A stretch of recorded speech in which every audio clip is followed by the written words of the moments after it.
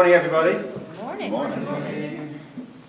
My name is Dennis Mumby. I am Chair of the Department of Communication Studies, and on behalf of the department, I'd like to welcome you to Equality Equals ... question mark. It's great to see everybody here. I think I looked at the program and I counted, 14 different schools represented on the program, which really I think speaks to the importance of this topic. And I don't think it's insignificant that a conference that's titled Equality Equals is taking place at UNC Chapel Hill. This is a southern university that's the oldest public university in the nation, chartered in 1789, built in part by the labor of slaves.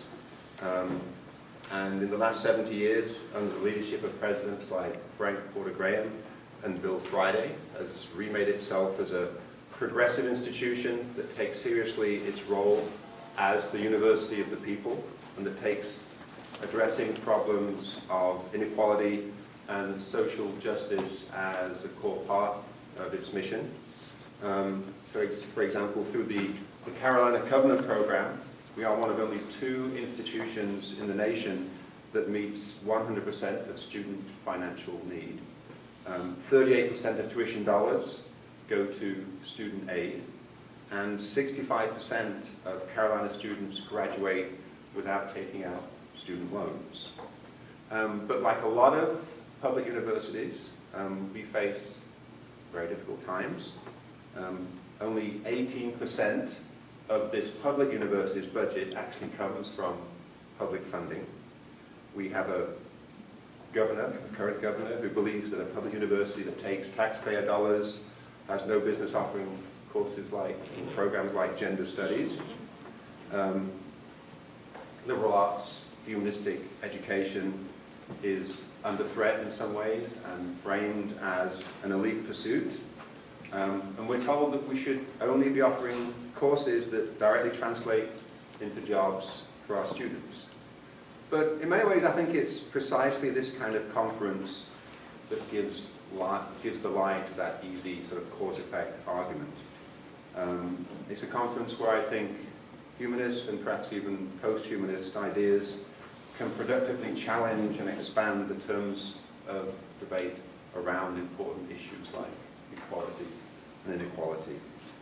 I think we live in a time when questions of equality and inequality have become more central, but also more complex, where the gap between rich and poor has never been more extreme, where money very much shapes the terms of political debate in this country.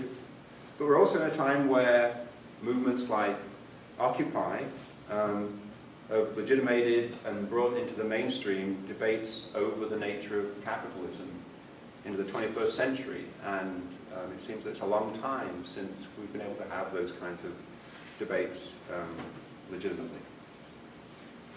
And I think so a conference like this takes on questions of what counts as equality and inequality. And as communication scholars, I think we understand the importance of discursive, political, and economic struggles around the constitution of equality and inequality. So we understand the importance of examining how meanings are reified, contested, transformed, and so on. So, for example, who gets to set the terms of the public debate around questions of equality and inequality? In fact, who gets to decide whether questions of equality and inequality is a legitimate topic for public debate? I think in some ways conservative voices have perhaps been successful in organizing questions of inequality and poverty out of public debate. If we think back to the last presidential election, questions of poverty were not really discussed or central to the debate, other than for one candidate to dismiss 47% of the population.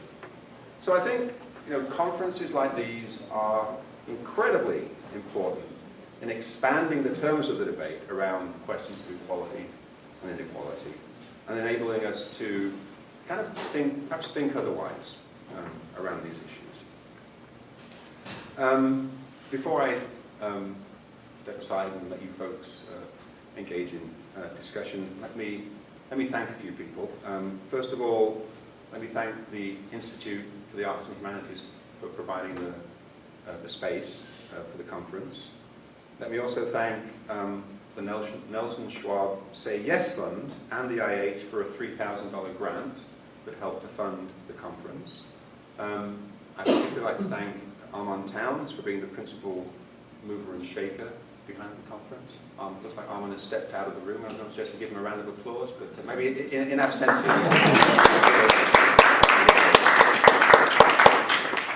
Other graduate students, including Amy Fowler, Alex Ingersoll, Jennifer Cronin, Jessica Rich, and Dana DeSoto, also helped organize the conference. I think we can take a sort of round of applause as well. I would like to thank Sarah Dempsey, Dr. Sarah Dempsey, for her role as faculty liaison in planning the conference. And also, I know she's en route. Apparently her flight out of Austin was delayed last night. Professor Dana Cloud from UT Austin, who will be here to give the keynote address this afternoon. I appreciate her taking the time to come to this conference. So again, on behalf of the department, let me welcome you and wish you a fabulous and stimulating 2 days of thought-provoking discussion. And I hope that you take away from the conference new friendships and a wealth of new ideas. Thank you. Enjoy.